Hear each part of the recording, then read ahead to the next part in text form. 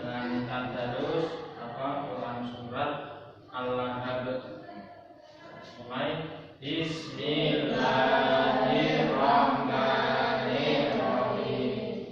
Tabbat yada abi lahabin wa tab. Ma aghna anhu maluhu wa ma kasab. Sayasla naran talahab. Wa imra'atuhu hammalatal hatab. Fi jidiha hablum min masad.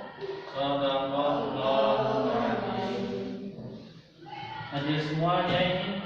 Semua selain apa? Fahri. Oh, Fahri kenapa? Sakit? Apa? Rumah?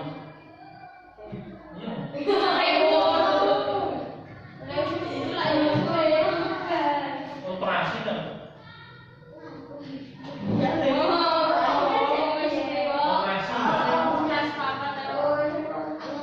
Sudah ada yang jenguk? Belum.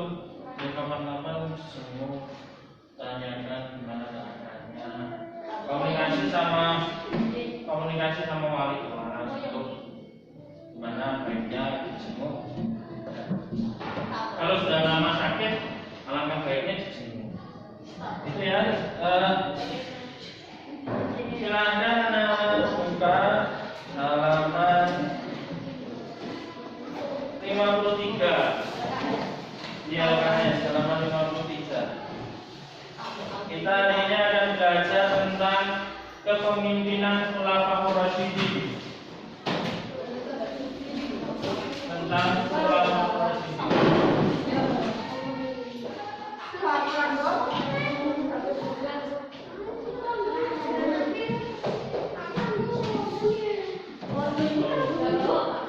Oh, ya yang bawah yang buka, yang nggak bawah ya nanti perhatikan. Khulafaur Rasyidin ini dari apa kita akan belajar tentang kepemimpinan Khulafaur Rasyidin. Nanti diharapkan anak-anak bisa mencontoh dari sikap para Khulafaur Rasyidin ini. Halaman 53.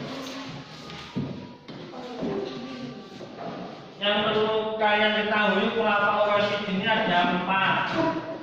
Khulafaur Rasyidin itu pemimpin-pemimpin yang menggantikan Rasulullah. Pemimpin Khulafaur Rasyidin yang pertama adalah Abu Bakar As-Siddiq. Yang kedua Umar bin Khattab. Yang ketiga Utsman bin Affan. Ketiga Ali bin Abi Thalib. Yang keempat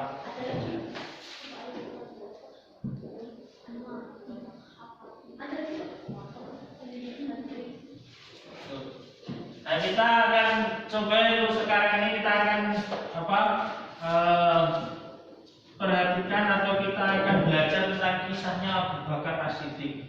Nah, Bapak punya video karena ini sejarah lebih menarik kalau kita nonton video.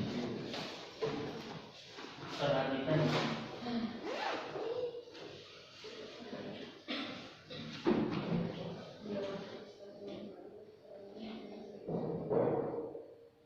Sepeninggal Rasulullah, Islam digantikan oleh kepemimpinan Khulafaur Rasyidin yang diawali oleh Sayyidina Abu Bakar selama 2 tahun dari 632 Masehi atau 11 hingga 13 Hijriah. Abu Bakar terpilih sebagai khalifah pertama menggantikan peran Rasulullah dalam memimpin negara dan umat Islam. Waktu itu, daerah kekuasaan Islam hampir mencakup seluruh semenanjung Arab. Sebagai khalifah pertama, Abu Bakar telah menorehkan sejarah besar dalam sejarah panjang peradaban Islam di dunia. Ia berperan dalam menyatukan kembali suku-suku yang berusaha melepaskan diri dari Islam pasca wafatnya Rasul. As-Siddiq juga berperan dalam pelestarian teks-teks tertulis dan menjaga kitab suci agama Islam Al-Quran serta perluasan wilayah kekuasaan Islam. Ketika di awal pemerintahannya terjadi sejumlah kekacauan dan pemberontakan, muncul orang-orang murtad, orang yang mengaku sebagai nabi dan para pembangkang dalam membayar zakat. Dari Aisyah, ketika Rasulullah wafat, kemunafikan merajalela. Orang-orang Arab murtad dan para sahabat Ansor menyimpang. Jika saja yang dialami oleh ayahku ditimpakan ke atas gunung-gunung yang kokoh, niscaya hal itu akan menjadikan gunung-gunung itu meletus. Tidaklah mereka berselisih dalam suatu masalah kecuali ayahku datang menyelesaikannya. Mereka menganggap bahwa ketika Nabi wafat, maka kesetiaan itu hilang, sehingga tidak perlu lagi memeluk agama Islam. Dari Abu Hurairah, demi zat yang tiada sesembahan yang hak selain Dia, jika bukan karena Abu Bakar yang diangkat sebagai khalifah, Allah tidak akan lagi disembah. Allah tidak lagi disembah. Allah tidak lagi disembah. Terhadap semua pembangkangan itu, Abu Bakar bertindak tegas, memutuskan untuk menepasnya. Abu Bakar menyelesaikan perpecahan ini lewat perang Riddah atau perang melawan kemurtadan. Ia membentuk 11 pasukan yang masing-masing dipimpin oleh panglima perang yang tangguh, seperti Khalid bin Walid, Amr bin As, Ikrimah bin Abu Jahal, dan Syurahbil bin Hasan. Dalam perang Riddah terbesar, umat Islam memerangi Ibnu Habib al-Hanafi yang lebih dikenal dengan nama Musailamah al-Kazzab, yang artinya adalah Musailamah si pembohong, yang mengaku dirinya sebagai nabi baru menggantikan Nabi Muhammad SAW. Pasukan Musailamah kemudian dikalahkan pada perang Aqrabah yang dipimpin oleh Khalid bin Walid. Selama kurang lebih 27 bulan Abu Bakar menjadi khalifah, waktunya hampir dihabiskan untuk memerangi orang-orang murtad ini. Perang ini dilakukan bukan karena memerangi keyakinan, tetapi karena mereka melakukan kegiatan pembangkangan politik dan tidak mau tunduk pada kekuasaan Islam. Keberhasilan pasukan Islam menuntas semua jenis pembangkangan menumbuhkan kesadaran musuh-musuh Islam bahwa kekuatan militer umat Islam telah matang. Bahkan banyak suku Arab yang dengan sukarela mengintegrasikan diri kepada Islam. Dan di sisi yang lain secara internal menguatkan jalinan ukhuwah para sahabat setelah perselisihan akibat perbedaan pandangan politik dalam penentuan khalifah pertama. Di samping melakukan istihad politik secara masif, Abu Bakar memberikan perhatian yang besar pada urusan kaum muslim. Prinsip-prinsip keadilan dan pemerataan beliau praktikkan dengan meneladani Rasulullah SAW. Dia mendirikan lembaga Baitul Mal atau lembaga keuangan yang dipimpin oleh Abu Ubaidah, juga mendirikan lembaga peradilan yang dipimpin Umar bin Khattab. Selain itu, kebijakan Abu Bakar yang patut dikenang adalah inisiatif beliau untuk mengumpulkan Al-Quran yang sebelumnya bertebaran di berbagai tempat. Al-Quran masih terserak-serak dalam berbagai catatan, ada di kayu, kertas, tulang-tulang, dan seterusnya. Belum menjadi sebuah dokumen yang utuh. Upaya pengumpulan ini dilakukan setelah sang khalifah setuju dengan usulan Umar bin Khattab setelah melihat banyaknya sahabat menghafal Al-Quran yang gugur di medan perang, di mana tugas pengumpulannya diserahkan kepada seorang sahabat bernama Zaid bin Sabit. Proyek pengumpulan Al-Quran ini terus berlangsung, mulai dari Abu Bakar, Umar, dan puncaknya di masa Khalifah Utsman bin Affan. Setelah mampu menyelesaikan masalah internal umat, di akhir kepemimpinannya, Abu Bakar memandang perlu membentengi wilayah Islam dari ancaman dua negara adikuasa pada saat itu, Persia dan Bizantium, dan memperluas daerah kekuasaan dengan mengirim tentara keluar untuk menaklukkan Irak dan Suriah. Pada 634 Masehi, Abu Bakar mengirim Khalid bin Walid dan pasukannya ke Irak. Mereka berhasil menguasai Al-Hirrah. Ia juga mengirim ekspedisi ke Suriah di bawah pimpinan 4 panglima perang, yakni Abu Ubaidah bin Jarrah, Amr bin As, Yazid bin Abi Sufyan, serta Syurahbil bin Hasanah. Dikisahkan ketika Khalifah Abu Bakar merasa ajalnya hampir datang menjemput, beliau memanggil putri tercintanya, Siti Aisyah, untuk menyampaikan sebuah wasiat. Wahai Aisyah putriku, aku telah diserahi urusan kaum muslimin. Aku telah memakan makanan yang sederhana, dan aku juga telah memakai pakaian yang sederhana dan kasar. Yang tersisa dari harta kaum muslimin padaku adalah seekor unta, seorang pelayan rumah tangga, dan sehelai permadani yang sudah usang. Kalau aku wafat, kirimkan semua kepada Umar bin Khattab, karena aku tidak ingin menghadap Allah sedangkan di tanganku masih ada harta kaum muslimin walaupun sedikit. Khalifah Abu Bakar merupakan salah seorang pemimpin besar umat Islam yang sangat mengutamakan amanah dan bertanggung jawab. Inilah bukti, meskipun ajal hampir datang menjemput, ia masih juga memikirkan harta umat, amanah kaum muslimin. Jelaslah apa yang disampaikan Nabi SAW. Barang siapa yang diserahi kekuasaan atau tanggung jawab urusan manusia, lalu menghindar atau mengelak melayani kaum lemah dan orang yang membutuhkannya, maka Allah tidak akan memindahkan pada hari kiamat. Hadis riwayat Ahmad.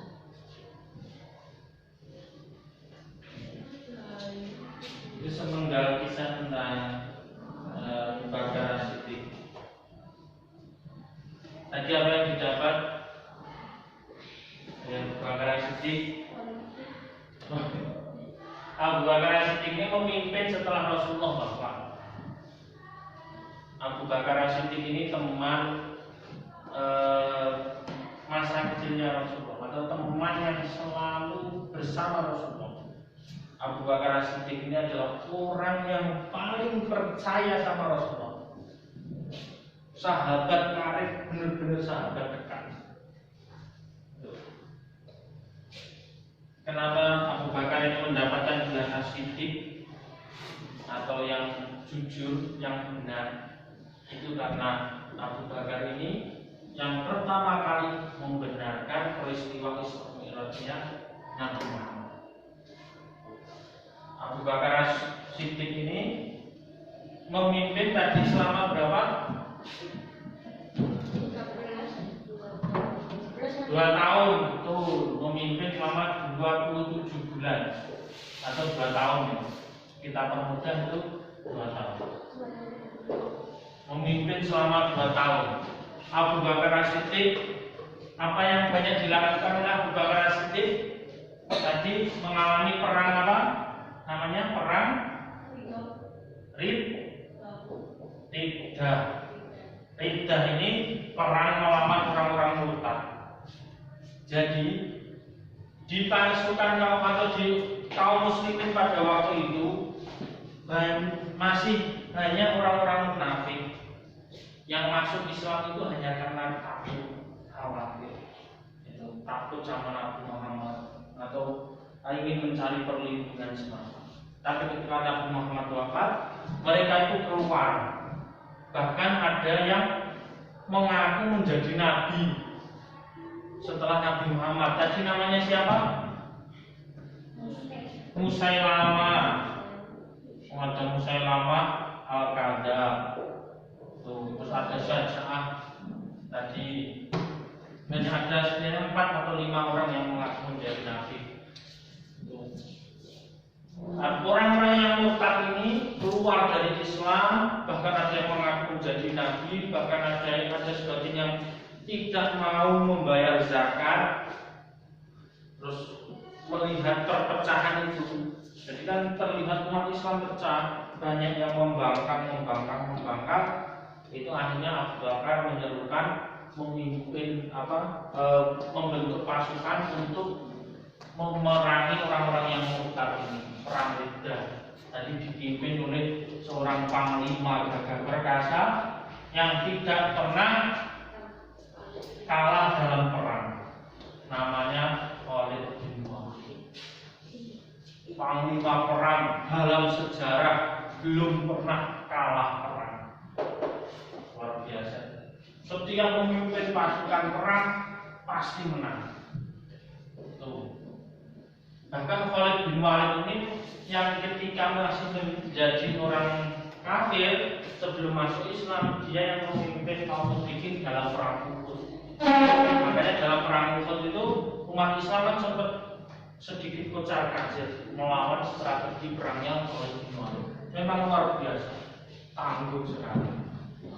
Nah, Khalid bin Walid ini kalau perang mendatangi musuh-musuh yang murtad tadi, terus ditanya, kamu mau beriman atau tidak?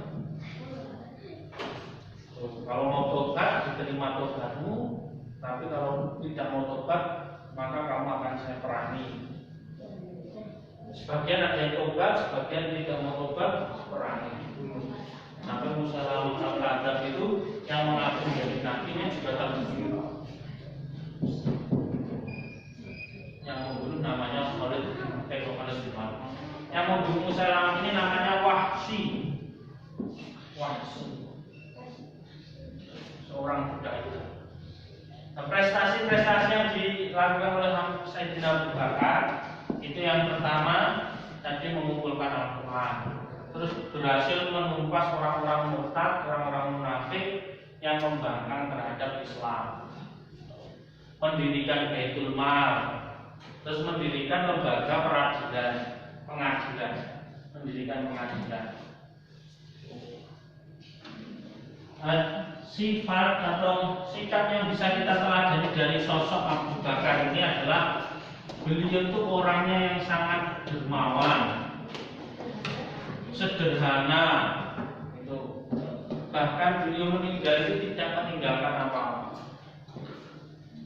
Dalam peristiwa perang Tabuk itu yang sangat fenomenal, itu dalam perang Tabuk umat Islam itu dalam kondisi yang terbilang ekonominya itu sedang tidak stabil, sedang memburuk karena terjadi kekeringan, paceklik, gagal panen, sehingga pada waktu perang Tabuk ini Rasulullah butuh sumbangan dana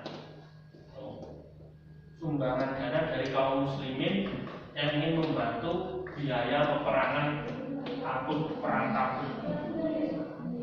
Nah, pada waktu itu ada 3 sosok ini, Abu Bakar, Umar, Utsman. Ini yang menyumbang paling besar. Utsman ini menyumbangkan 1/3 hartanya. Utsman. Umar ini menyumbang 1/2 dari hartanya. Sedangkan Abu Bakar itu seluruh hartanya disedekahkan. Seluruh hartanya. Bahkan Abu Bakar itu hanya meninggalkan pakaian yang menempel di badannya. Semuanya diberikan. Semuanya. Padahal sepertiganya Utsman ini sangat besar. Paling besar. Katakanlah misalkan sepertiganya Utsman ini 3 miliar. Umar ini nomor 2, separuhnya hartanya Umar itu katakanlah 2 miliar. Nah, Abu Bakar ini dibandingkan ini itu paling sedikit, hanya 1 miliar. Karena memang Abu Bakar tidak sekaya Utsman. Utsman masih seperti itu sudah paling besar. Tapi apa kata Rasulullah? Rasulullah mengatakan, Rasulullah itu tanyanya bukan berapa banyak yang kamu berikan, itu enggak. Rasulullah itu tanyanya berapa yang kamu tinggalkan di rumah. Rasulullah menjawab, aku tinggalkan 2/3 dari harta. Umar mengatakan, aku tinggalkan 1/2 dari harta. Abu Bakar mengatakan apa? Aku tinggalkan Allah dan Rasulullah. Berarti Abu Bakar tidak meninggalkan harta.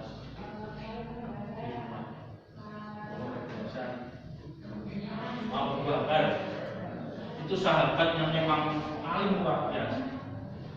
sahabat Rasulullah yang sangat. Bahkan tadi kalian perhatikan putrinya Abu Bakar siapa namanya tadi disebut dalam video? Aisyah.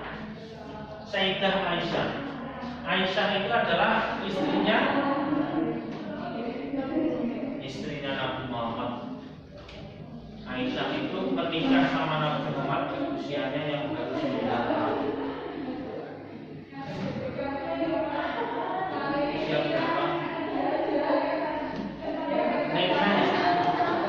Usia berapa sekarang? Apa? Ibu Aisyah menikah itu baru usianya 9.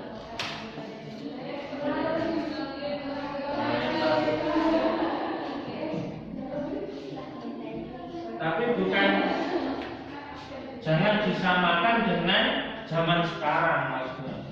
Dulu di Arab itu karena yang namanya seorang sahabat itu biasa, kalau sahabat dekat itu saking besar terus pengen menjadi keluarga dengan menikahkan istrinya. Abu Bakar itu pengen menjadi keluarga Rasulullah dengan menikahkan istrinya kepada Rasulullah. Umar juga seperti itu. Umar juga menikahkan istrinya kepada Rasulullah. Siapa namanya? Yang tahu? Namanya Hafsah. Hafsah. Nah di dalam video juga Abu Bakar memulai pengumpulan Al-Quran yang dipimpin oleh Zaid bin Sabit. Al-Quran itu dulu mas, zaman Rasulullah itu yang namanya kertas itu belum ada ya. Atau masih sangat langka, kalaupun ada masih sangat langka. Sehingga dulu Al-Quran itu ditulis di tulang-tulang, di pelepah kurma, daun-daun, kulit, binatang. Dan dulu pasti ada yang lihat tulisan Al-Quran itu dulu misalkan Bismillah itu ya masih tulisannya itu tapi agak kotak-kotak gitu, nggak ada titiknya, pokoknya masih polos, belum ada titiknya, tapi agak kotak-kotak gitu tulisannya. Itu dulu dikumpulkan di zamannya Abu Bakar. Umar juga terus dijaga, tak mulai dibukukan menjadi sebuah mushaf yang seperti ada saat ini itu di zamannya Utsman. Tapi di zaman Utsman itu juga tulisan masih. Terus di zamannya Ali bin Abi Thalib mulailah dikasih tanda baca yang lebih umum. Itu sedikit kisah tentang Abu Bakar. Ada pertanyaan?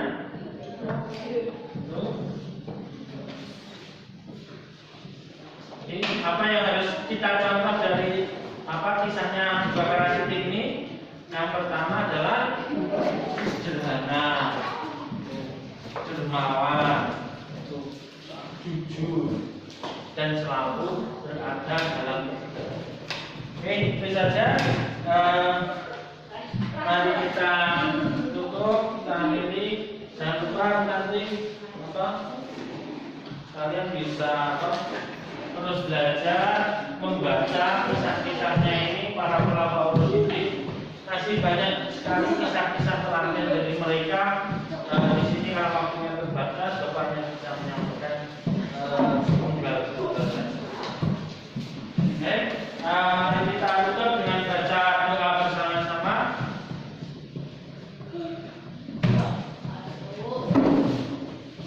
Berdoa mulai. Bye.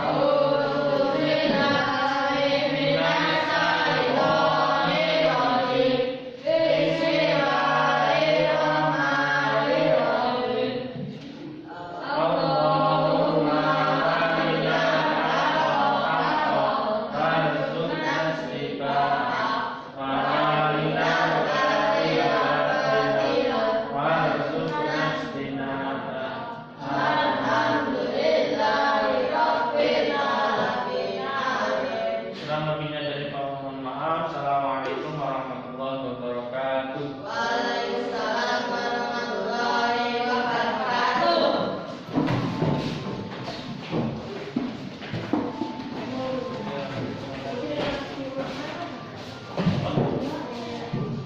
Ya, 11.